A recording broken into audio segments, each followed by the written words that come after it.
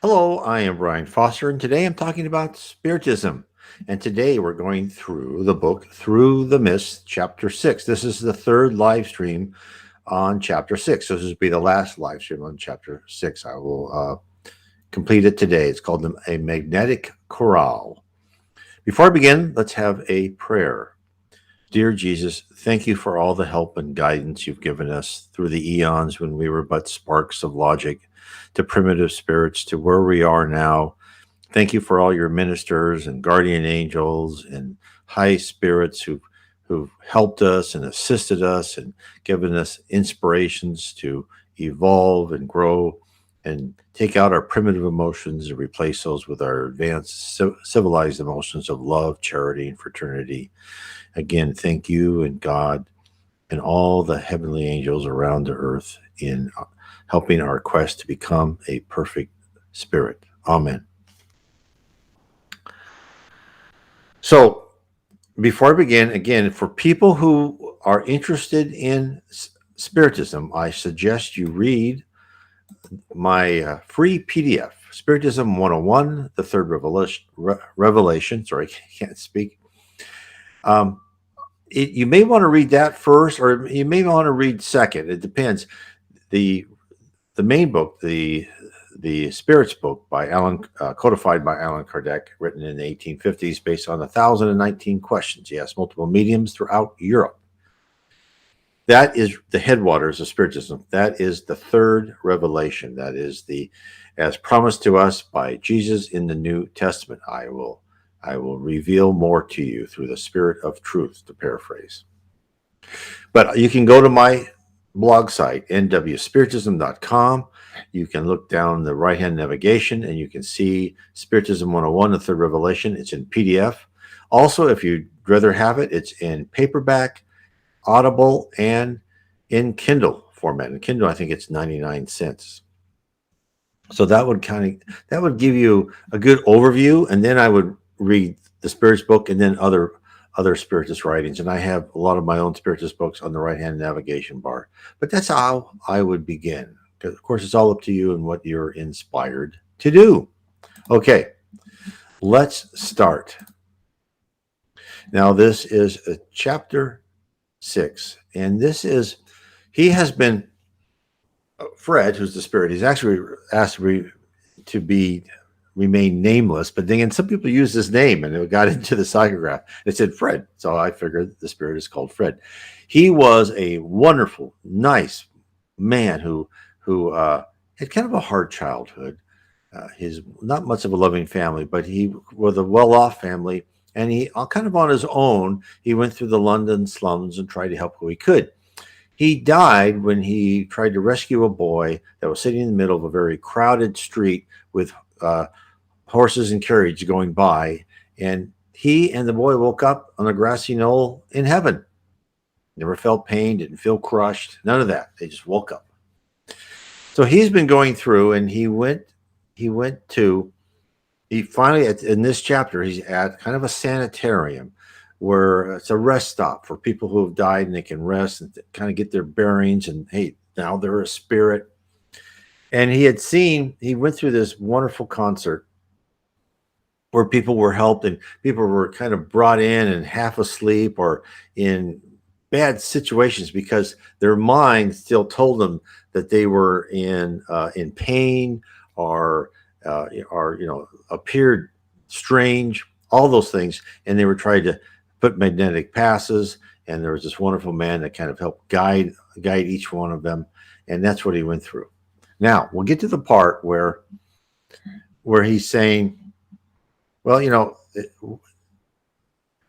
where he's trying to say where some of these people have done things is, where's the forgiveness? So let's carry on, because this is a key that many people ask me about, and this is important to understand.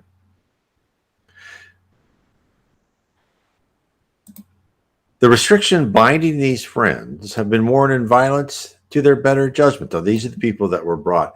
They were brought from the lower zones, which is from the beginning of heaven to the crust of the earth, and also maybe the dark abyss, where it's below the crust of the earth. And they were in very bad shape, but in their minds, they'd They had cried out for help, and now they were brought there. And now he's saying, why did they have to go through such, hassle and torture? Well, now he's asking. Now he's being answered. The restrictions binding these friends have been worn in violence to their better judgment, but lacking power to conquer the forces opposed to them. They become victim of circumstances and have passed their lives in an irksome bondage, being dominated by wills and usages they could not successfully resist. So he's saying that these poor souls who are in the lower zones and below, there are other people who are more dominant in their wills. These are criminals. These are very materialistic people. They could be people next door who just have a will for not being nice, right? Just want to dominate people. These are people who will not go to heaven. These are people who will go down into the lower zones and a purgatory. The dark abyss is a purgatory. There's no eternal hell. And they will be used as slaves and workers or whatever they want to use. And so these people that they're rescuing, he's saying, well, some of them are down there and they've been used badly, but that was part of their process to get them to understand that they don't want to be with people like that. How does the spirit world fight evil? They use evil to fight evil. There's no one all good or all evil. There's always a mixture. And that's what they say. And then that's why they use those people down in there. These people like, okay, I know this is not the way I want to live. Okay, let me continue. If they had given a ready consent to custom and dogma, following with unquestioning faith where others led, and had been content to crush the right to think, they would have developed the required littleness of soul without necessity to apply restraint. But they recognized the God within and refused to still the voice calling them to newer, nobler, higher duties for the welfare of their kind. Their prophetic utterances were dangerous to a craft, hence the gag must be applied. Their eyes saw the visions of coming glory for the weary and oppressed. Therefore their sight must be distorted, lest the interest of a class be endangered. The intelligent vigor of the child proclaimed a leader in the man, and church and dogma forced letters to cripple his power and forced the noble stature of the giant into contortions of the dwarf. You can see it was a battle to the death. Noble lives have been hindered from work wasted, yea, worse. For whereas they were ordained for construction and deliverance, being forcibly tampered with, they have been perverted by party bigotry and compelled to struggle for existence, instead of scattering the blessings they were designed to carry to their fellows. The result is to be seen in the wrecks which lie before us. Wasted opportunities, wasted intellects, wasted lives. For all these things, those who are responsible must be brought to justice. Guilt must be righteously punished, while the excess of pain which the victim has endured must receive its legitimate compensation. With the punishment we have nothing to do. The natural law of this life is fully adequate to that, and every guilty soul will reap the just harvest of the seed he has sown. And of course, that is the whole process of reincarnation, of karma. Every wrong, every action has a reaction. Every wrong must be atoned for. And this is one of the things, and people who would, as they want to improve, will demand that they atone for the wrongs. So many people are into this where if you just repent just before you die, you're forgiven. And the answer is yes, you're always forgiven. You're always loved by the spirit world. But the question is, if you repent at the last minute, have you learned? Do you really repent? Have you learned at the bottom of your heart that you don't want to do that again, that you don't want to take advantage of others, you don't want to dominate others unfairly? Have you really learned, or are you just saying that to escape what you deem or think may be a possible bad place to be in, a possible punishment? The spirit world, when you have primitive emotions and things that must be fixed in your character and your personality, will want to make sure that they are fixed in the foundation, that they must be completely burned out of your personality and replaced with higher emotions. And where is that done the most efficiently? On earth. That is where we are just completely naked to stimuli hitting us. trials and tribulations that come and take care of taking out those primitive emotions. So yes, you're always forgiven, you're always loved. It doesn't stop you from having a tough time in the spirit world if you don't cannot get to heaven, and it doesn't stop you from having some tough and difficult trials in your next life. Okay. With the punishment, we have nothing. Okay, I did that. It is that we may take part in compensation that we are here. Justice demands an instant liberation shall be given from those bonds, and life must be lavished upon the sufferers until we have helped to build up and invigorate their souls. These are people just from the lower zones. Then each one shall reach the full development for which it was designed and for which it wept and struggled, but was prevented by action of oppressors. So these were people who were going through additional trials after they had died and been in, and they tried to believe the right things, but they never did. And they went along with the group, and therefore they were really oppressed, and they were in a horrible situation down in the lower zone. But now they're back up and rescued, and they want to get them, better again. And then Fred asks, but where do we find mercy and forgiveness in the administration of such inexorable justice? Mercy and forgiveness. So this is the key. The answer is every attribute of God has its legitimate sphere of operation, and the invalid maintenance of each in its appointed order is essential to the continuance of the almighty and all-wise perfection of our Father. But it is impossible for any one of these to usurp the jurisdiction of another. Suppose for a moment that mercy was allowed to withstand justice and prevail in any single instance. The immediate result would be an injustice, since to show mercy to the offender would be an injustice to the offended, unless in turn you show him mercy too. Carry this to its logical sequence, and you will be compelled to abolish justice in favor of mercy, in which case punishment and retribution would become an impossibility. Law would be a dead letter, and sin, freed from fear or restraint, would revel in its license. But when we see the working of the attributes of God according to his divinely appointed plan, we find how infinitely wise has been the adaptation to the necessities of the human family in its development. So what is he saying? He's saying that without consequences, without reactions to your actions, no one will learn. You will be like a 3 or 4-year-old with parents that never direct and never try to civilize the child. You'll have an unruly child that no one likes, no one wants to be around, and does whatever it wants to. The same would happen to us as spirits. We would be, no one would stand us. No one would want to be around us. We would just do whatever we want. And we say, oh, forgive me, have mercy. And now in probably individuals' case, you say, well, I wouldn't do that. I'd do something wrong, I'd ask for mercy, but I would not just use that as an excuse. And for many, no. But for others, yes. And they would use it over and over and over again.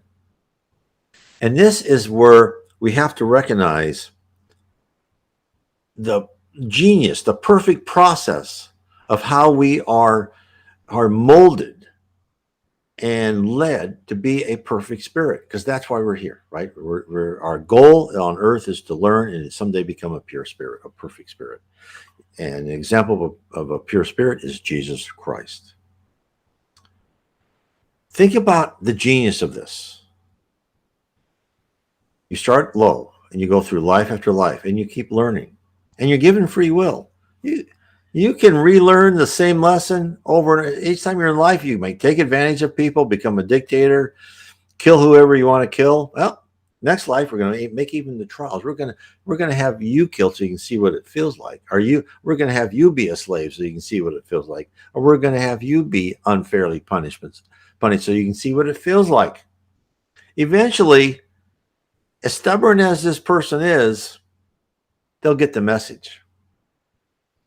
Now, I know myself, I've been a serial offender of taking advantage when I was in charge.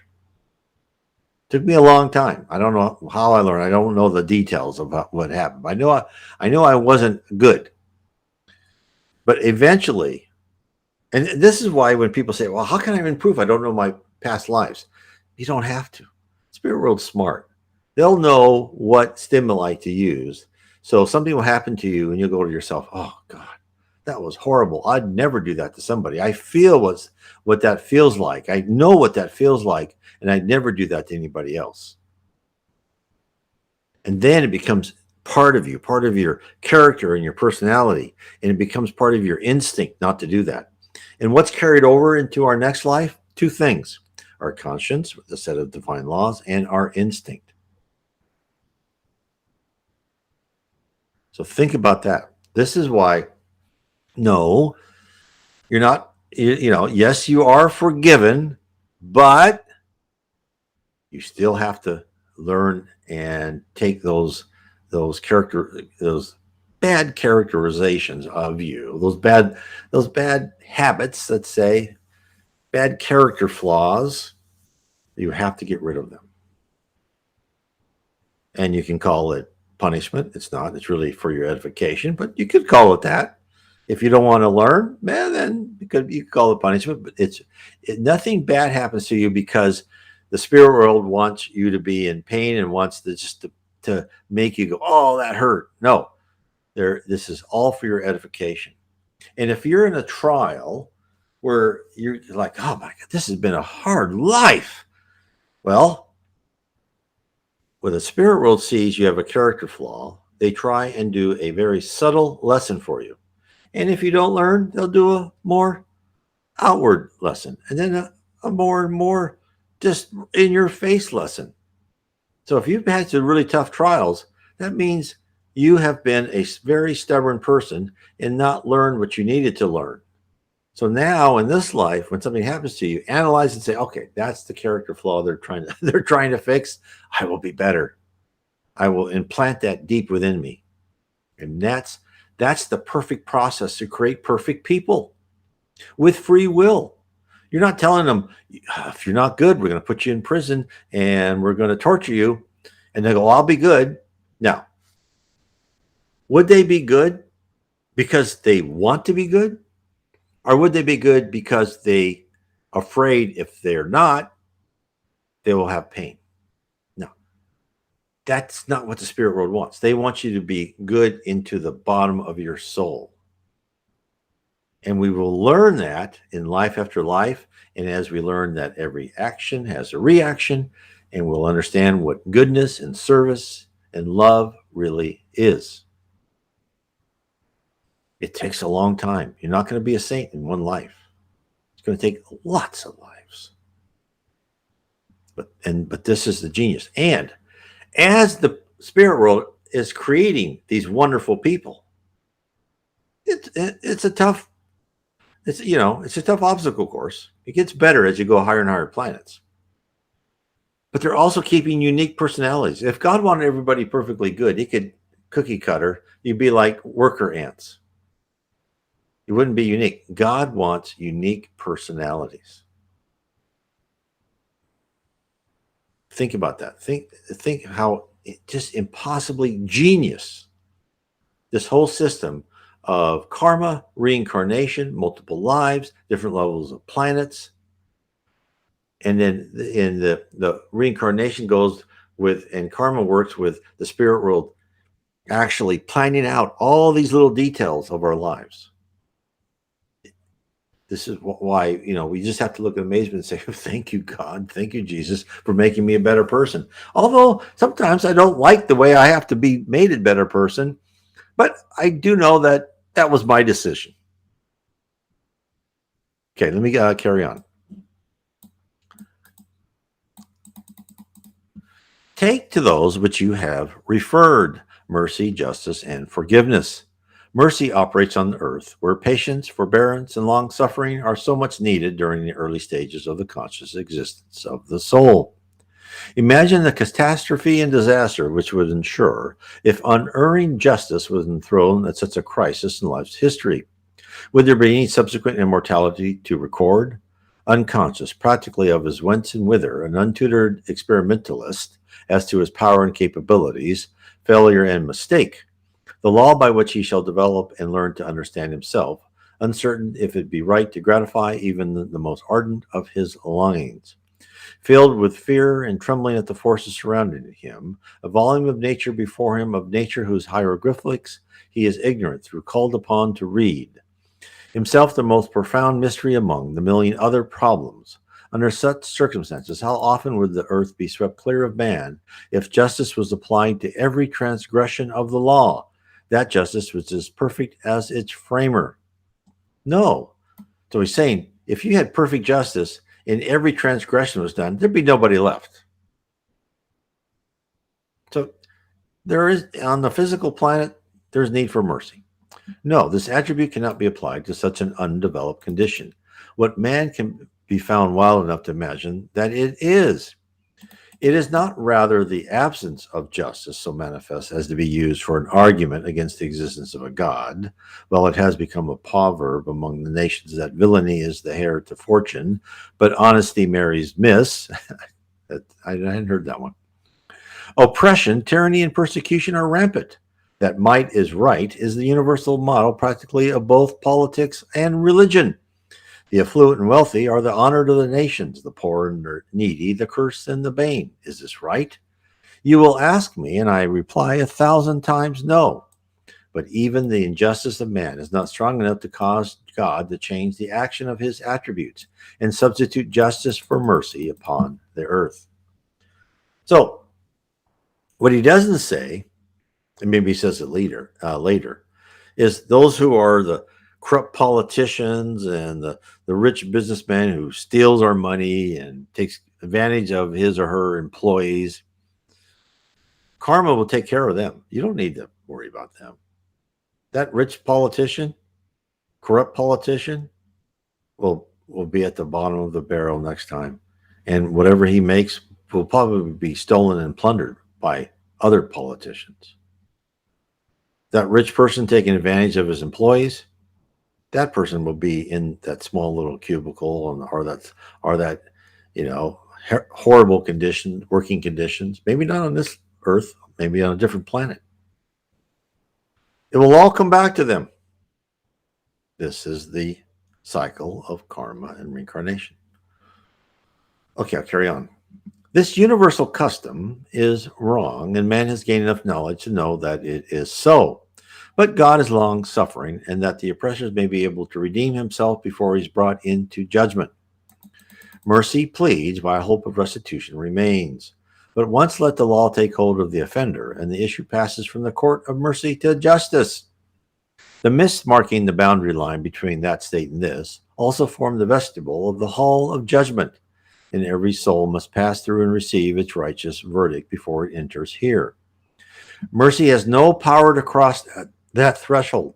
The soul stands alone before that inscrutable tribunal to its own witness, its own judge. Hence, its life deeds pass a sentence from which no appeal is possible. What are they saying? They're saying that in your lifetime, you can do things, and then you can try to repent and restitute and help people that you've hurt in the past. But once you pass that physical boundary and you're out of the physical world and you're back in the spirit world, then you're going to be analyzed. Then the score is marked. It's the end of the game. You add up the score. You add up the debits and credits, however you want to say it. That episode of being on Earth for a very short time in the perception of the spirit world. Okay, let's see what you did. Let's see the good things you did. Let's see the bad things you did. And let's review those. And as spirits have told us time and time again, the most harsh judge, and he says its own judge, is yourself. When you go, oh, I can't believe I did that. Right. And I'm just frightened of all the things I'm going to say. Like, oh, I can't believe I did. Because I know things I just really wish I had done in my younger age. I was not nice in many situations. So I'm just going to have to encounter that. Right. And we all will. So that's when you can say, well, the mercy part stopped. Now it's the part to analyze actually what occurred, the events that occurred. Now, what I've seen in when you have these life reviews, and there's always little differences, but the other people in the life review will usually, if you're a nice person, they'll do the opposite if you're a person that always takes no accountability. But if you're a person that takes accountability and they go, why did I do that? They will then say, nah, you're just learning. Don't be so hard on yourself.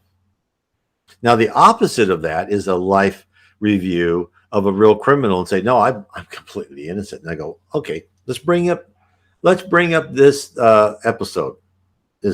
Were you nice there? Did you not steal there? And they'll be confronted if that person even is given a life review. Sometimes they're not, and sometimes you're just sent right where they need to be sent by the law of affinity. Then the Spirit asks, "Well, forgiveness. What of that?" So this is forgiveness. That follows later. The penalties enforced by that justice are for wrongs committed against your fellow men, such as sins must be redeemed. They are never forgiven, for no one, not even God, has the power to forgive a trespass against any other than himself, such being contrary to his own law. When the penalty for sins against his fellow has been righteously discharged, then the repentant soul has the power to ask forgiveness for his sin against God, which is always freely granted. But it is requisite that he first be reconciled to his brother, for only he that clean hands and a pure heart can ascend to the presence of God, where Christ will secure his full remission. So essentially, you have to pay for that, right? You have to convince yourself that I will never do that again. Right? And it doesn't mean you have to pay back someone, the horse you stole. No, you have to know that I'm never going to steal again. And then, and you know that you've done it, and then you say, okay, I'm a better person, and I forgive myself, and then God forgives you too. And here's a comment. I thought it's a good comment. This the comment is, the more I learn of Spiritism, the more sense it makes. The hell, fire, and damnation fundamental Christianity I was raised in talked love, but promoted fear. And I think that's a lot of wisdom in two short sentences. And that's what, and then if I carry on with that is that, but you can do as many bad things as you want, and then just ask your priest or reverend for forgiveness just before you die, and everything's fine, right? How does that help a person improve? I do not know. And so everything in here is all about the process of improving.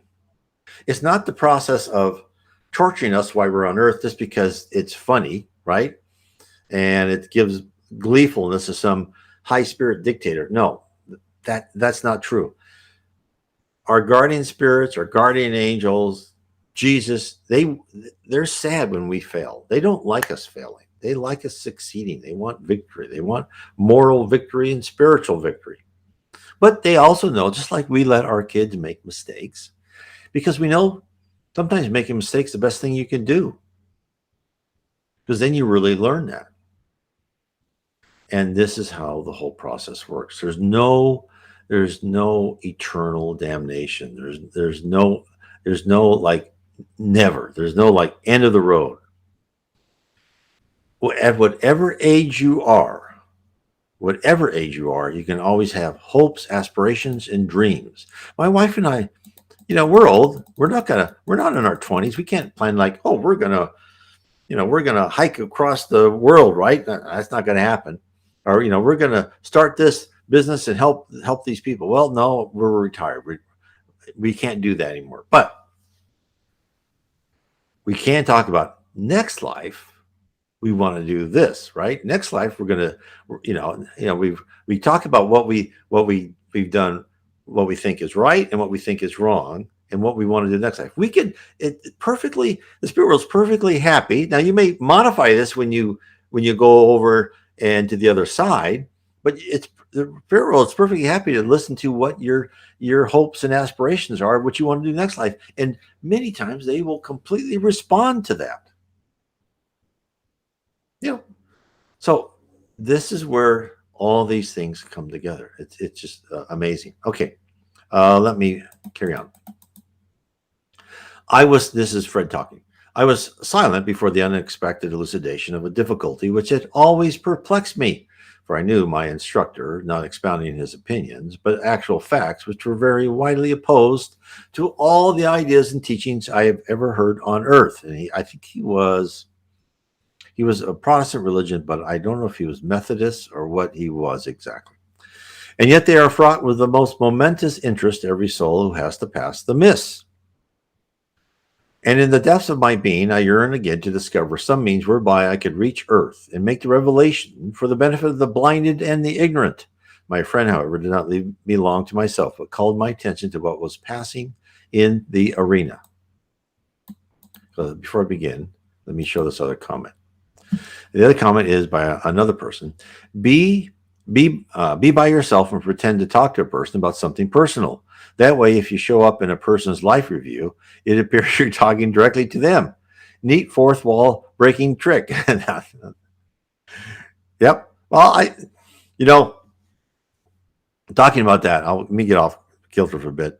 It won't work because they'll know where the other person is. They have records of everything, but that's a good try. And as I've told the story before, that when Chico Xavier, his sister, passed over, she was a very devout Catholic. She was not a Spiritist.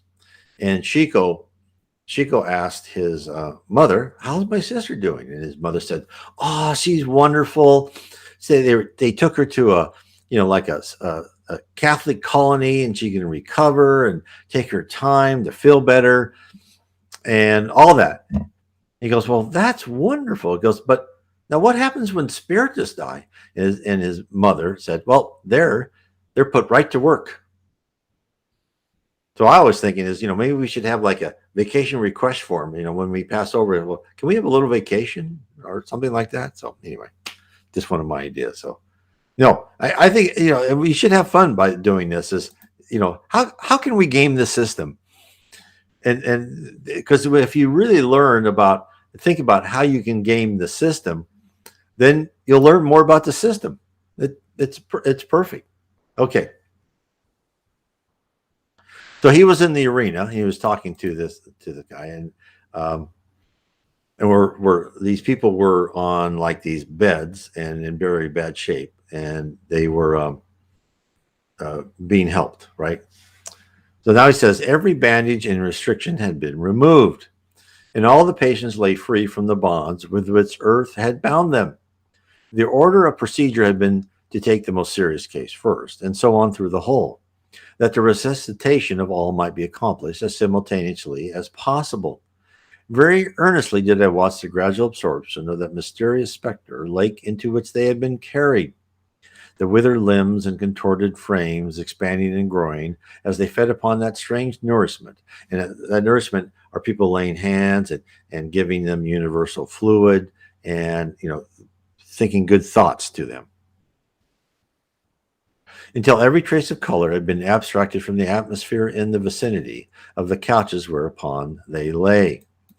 Then rays of magnetism were drawn from appointed individuals according as the Assyrian required. That's the main person who's directing all this, to form some combinations especially adapted to each case. These in turn being broken at the moment when the first traces of color seemed to evolve from the sleepers. This, I was informed, afforded the natural indication of the conditions of each soul. By the exercise of that mystic power, by which he weaved the unique decorations of that hall, Siamedes, that's the guy who he says is the Assyrian, now resolved the flowers, fruit, and bannerets around the arena and seats, and called them to bathe the sleepers with the mellowed influences produced by the combinations they had formed.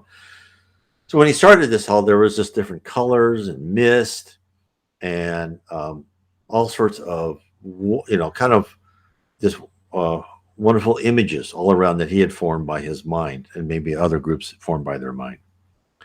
The magnetism evolved from each individual, had a sympathetic attraction, and that's kind of the, when they say magnetism, it's like force of will, affinity for the corresponding color called into service, and was drawn in billowy clouds around the couches, over which they rolled to and fro in rhythmic time, with the music born of the returning motion. Now, the color denotes kind of what level they're on, and so and what level can help them. And so these colors would be attracted to each person, and then when they were feeling a little bit better, the colors and other factors, which they don't talk about, would then dictate where they would be sent to recuperate further. Sweet and soothing was the lullaby it chanted, and the silent hush of the attendant thousands was a fitting accompaniment to the grateful psalm.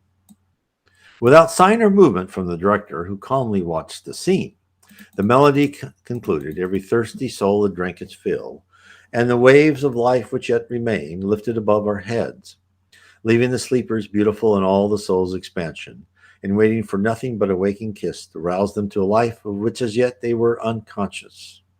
The work was done, the victory accomplished, but the victor betrayed no pride at the conquest in his deep humility. I did not need to be told that the final number of that life-giving chorale was at hand, but what new powers would it develop? Were there still phases of magnetic wonder to be revealed, other mysteries to be displayed? The thought of the miracle wrought in the condition of those sleepers filled me with hope that I had misunderstood the meaning of my instructor respecting the exclusion of mercy from his life.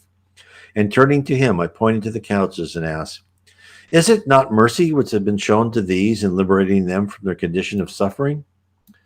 Now, this is where it gets, this dialogue is so good. "Not by any means," he replied. And he goes, "Well, what name do you call it then?" "Justice. Hitherto, they've been victims of the injustice they were powerless to withstand, meaning they were in the lower zone. And they have been put upon and dominated, not fairly, right? But they were there because they had an affinity with those people. We have only been the instruments of helping to terminate the effects of the wrong and in introducing them into a commensurate compensation. You judge of justice in the light of your earth impressions. Let me advise you to get rid of that idea. Justice rightly dispensed is justness, and such you will ever find it with us. It is the quality of being just carried to perfection, with every attendant circumstance taken into consideration. Think it as such, and you will love its righteousness, into which there is no shade of fickleness, favoritism, or partiality." So, let me explain it in my own way, and maybe people listening have a better way. But those people were put down into those lower zones, and as they said, they were unjustly punished, but they were there for a reason. And they were there because evil is used to fight evil, to cure evil. And they learned some valuable lessons. Now, being just, they said, okay, you're out of that. We're going to put you back. We're going to make you whole again. The wrongness is stopped. That is justness to perfection. Okay, you're back to whole. You know, if they cut your leg off, your leg's back on, right? All that. You're right back. You've been through that episode of your life. You've learned hard lessons, even after you came from Earth, and now you went to the lower zone. And now we're putting right back where you were. That's just because you've paid. You've been in that class. You must have paid attention, and now you're out. Then he said, would you not call it justice tempered with mercy? No, he says. So I like this guy. No, strict justice needs no tempering. You've been in the habit of thinking of justice as necessary allied to oppression. It is still on earth, but you will not find it here. Therefore, you have to learn that with us it means strict rightness. And if you add mercy to that on behalf of either party, the adulteration produces injustice. Just like you said before, if you're merciful to someone, what about the person that person offended? So no, it's strict justice. It doesn't need tempering because it's perfect. Then he said, I could see the error that the air had been mine due to a misconception and misinterpretation of the word according to the earth impressions. The shadow which had for a time passed across the firmament of my heaven was dissolved by his explanation, and my heart again was glad. The work was complete. Diomedes spread his hands to give his thanks to God, while every knee again was bowed as the joyous flashes winged their flight. Then, reverently dismantling his shoulders of that halo, he spread it on the air to receive thaws of praise and adoration that pealed like a great amen, with which it ascended to the Father. Still, the audience lingered, the silence growing moment more profound. But I knew they were waiting for the benediction that would rouse those sleepers to the consciousness of life upon which they had unknowingly entered, to the recognition of the restoration which had taken place, to the realization of the fact that death had touched them, and that in that touch shackles had fallen away, whose weight before time had exhausted their energies in a painful but unsuccessful struggle. What a revelation! It would be a greater surprise than I myself had experienced.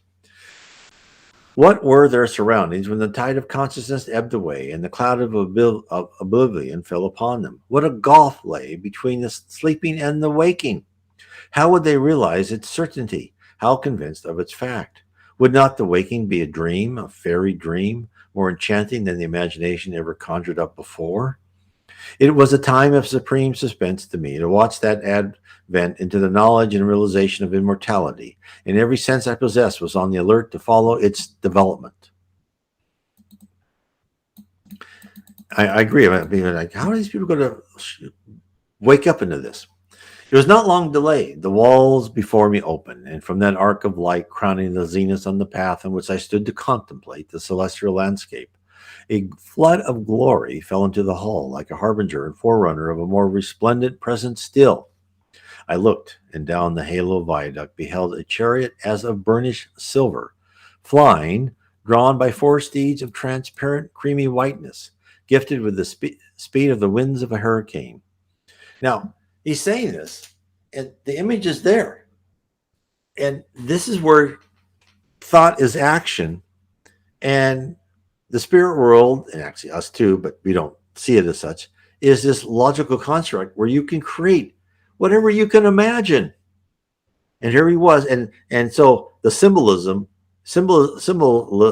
have power in the spirit world. And here's the symbolism of a chariot drawn by 4 steeds coming through, right? Time had not opportunity for birth before the equipage was in our midst. Then, pausing for a moment while one of its riders stepped into the hall, it turned and disappeared.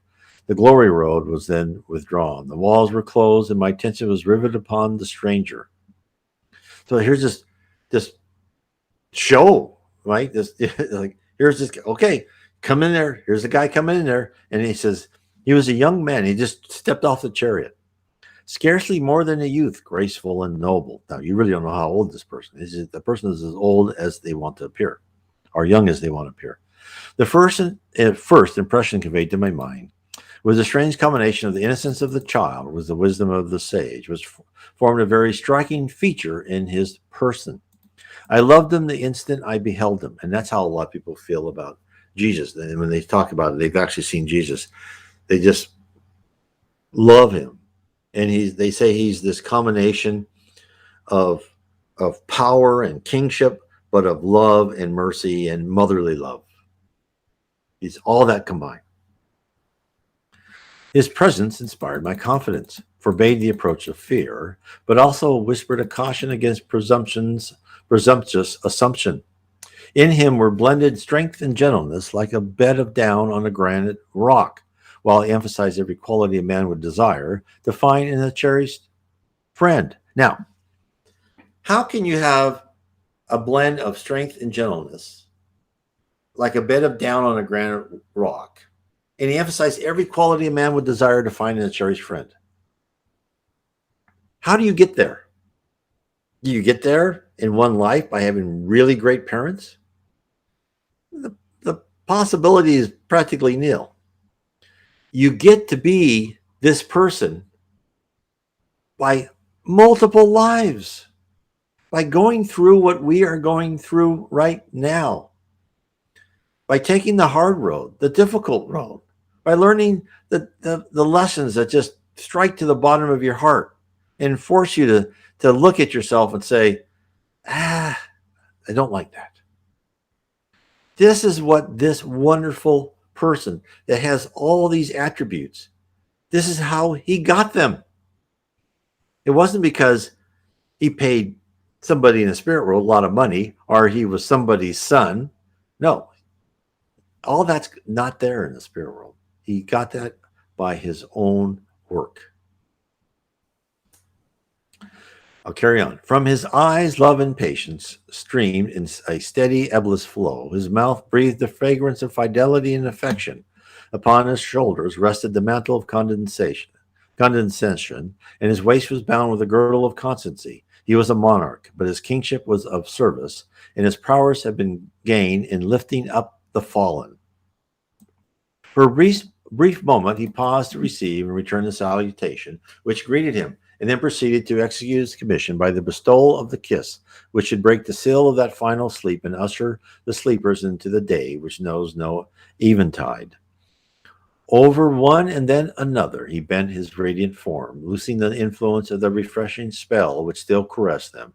And as their eyes opened upon the bewildering scene around, he caught each newborn soul in his strong embrace, lifted it to his feet, and bade it welcome into a life of sympathy and compensation.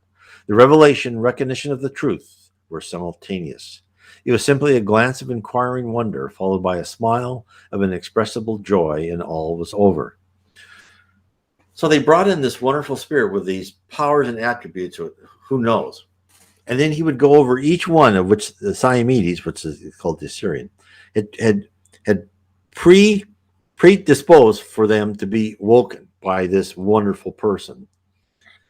And when he held each one of them, he didn't just like us, it would just be a physical kiss. He imparted something into that soul, into that spirit. He imparted probably a little bit of knowledge, some strength, and some joy. And so let me carry on. The revelation and recognition of the truth were simultaneously. It was simply a glance of inquiring wonder. Yeah, I said that. So again, they were just like, oh, and he had them, he gave them that power to be happy. With one impulse, the audience rose and sang another chorus. This time it was a welcome home, answered by a pathetic doxology from thankful hearts. The theme of which, words and music, I've tried in vain to learn, and then that magnetic chorale was complete. As the congregation dispersed, the newcomer lingered in the hall in conversation with the Assyrian, and I asked my companion, "Who is he?" Myhanini. I probably pronounced that wrong, but Myhanini, he replied. And that's the end of that chapter. So, and then so the next Tuesday is chapter 7, The Door of Hope Ajar. So I hope you enjoyed this. And of course, in the description below, I have a link to this PDF, which is, that's what I'm reading to you. And I'm interpreting it via Spiritism. Again, I would say that this is what, if you're interested in Spiritism, I would get this first, download it free from my site, nwspiritism.com. Let me put that up here. And read the Spirits book. But then after that, I would recommend you get a good overview of the logical, of the spirit realm, the physical universe, of heaven, the lower zones, of Jesus, of what we know of God, which we don't know much, what a spirit is, what your attributes are. The spirit's a complex entity. We are a complex entity. Our spirit brain is so superior to our little p physical brain. Now, our physical brain has a lot more capacity in it, and as the planet ascends, we'll use more and more of that. We'll be able to communicate by thought, do all sorts of things, but because that was how we were created, to have that capacity. We were predispositioned to be able to be improved, right? So understand it, and as what a spirit is, and then how you can ascend here in the physical life. I think all those things are are valuable for those who wish to learn. And if you're just interested, that's good too, because the more you know, the more won't be surprised when all of a sudden you wake up and you wander around your house and no one talks to you, and then you'll go, oh, I remember, I'm dead. I better open my eyes and say, please, guardian angel, please help me out of here. I don't want to be distracted by lower spirits, right? If all of that, if it's all that I can do, that's plenty. So anyway, I just want to wish everyone a wonderful rest of the week, and